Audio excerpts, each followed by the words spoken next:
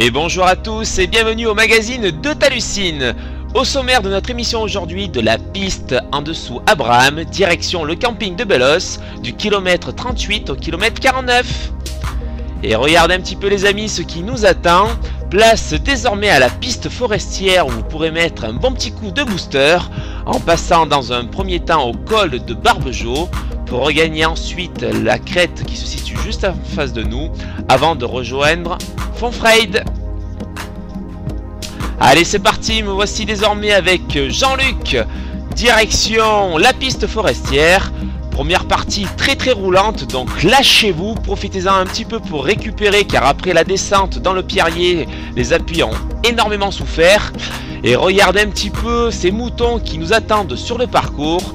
Ils sont là pour nous encourager. J'espère que vous aussi vous aurez la chance le jour de la course d'en croiser tout au long du parcours.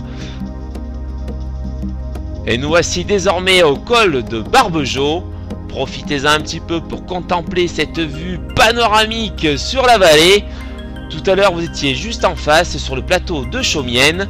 Place désormais à la piste pour rejoindre Fonfrède.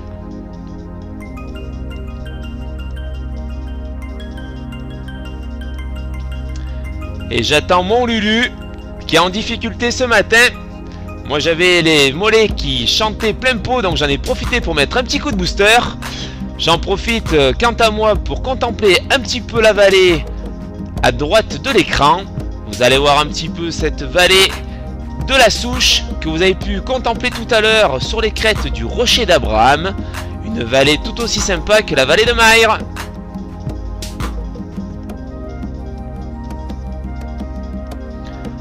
Allez, c'est reparti, nous retrouvons nos trois confrères de tout à l'heure. Ils sont toujours là, sur la piste, pour nous motiver un petit peu. La légère ascension, vous verrez, avant de redescendre sur Fonfrède. Elle ne dure pas très longtemps sur 300-400 mètres. Partie assez roulante, donc profitez-en. Car après Fonfrède, ça va être beaucoup plus technique. Alors que nos trois acolytes ont regagné les bois et nous lâchent donc sur la piste forestière. Nous aurons plus le tempo donné par les moutons. Place désormais à nous de faire quelques relais pour regagner la piste. Allez, c'est parti avec Jean-Luc qui part en direction de la descente de Fonfrède. Quant à moi, je voulais faire un petit clin d'œil aux anciens organisateurs de la Tanarguaise, qui était une course à pied dans la vallée de Jaujac et de la Souche. Autrefois vous partiez donc du village de Jaujac en direction de la Croix de Bozon. Le parcours se situait en fait sur les crêtes qui sont juste en face de nous. Certains d'entre vous sont peut-être venus participer à cette manifestation. Mais aujourd'hui vous êtes sur le 53 de la Chaussée des Géants, mais une petite pensée aux organisateurs ardéchois.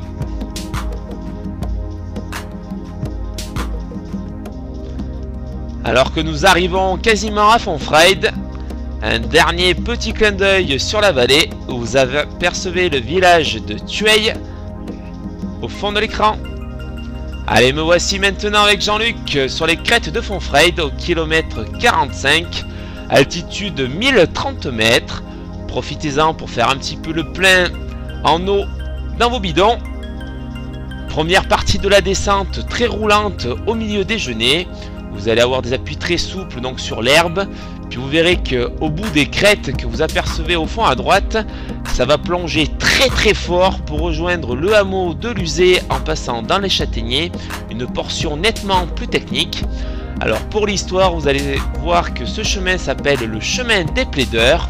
Autrefois, les habitants de Jaujac et la Souche venaient à Tueil au tribunal en passant par ce chemin, d'où son nom. Je pense que vous ne viendrez pas vous faire juger sur la ligne d'arrivée, mais réglez bien vos comptes sur le parcours et disputez-vous donc la victoire avant le château de Blou. Alors regardez un petit peu, 2 km 5 vous attendent avec un dénivelé négatif de 600 mètres, donc ça va descendre très fort. Sur les crêtes, pensez un petit peu à regarder en face de vous. Vous apercevrez le village de Tueil avec l'allée des platanes mais aussi la coulée basaltique. Pour info, tout à l'heure, quand vous serez au dernier kilomètre au pont du Diable, vous serez au pied de la coulée avant de rejoindre la ligne d'arrivée par la chaussée des Géants. Et cette année, grande nouveauté 2013, vous n'irez plus au hameau de Fargebel par la piste forestière, vous allez faire un petit détour par le camping de Bélos. Vous allez avoir donc le 4e ravitaillement et un poste de secours au kilomètre 49.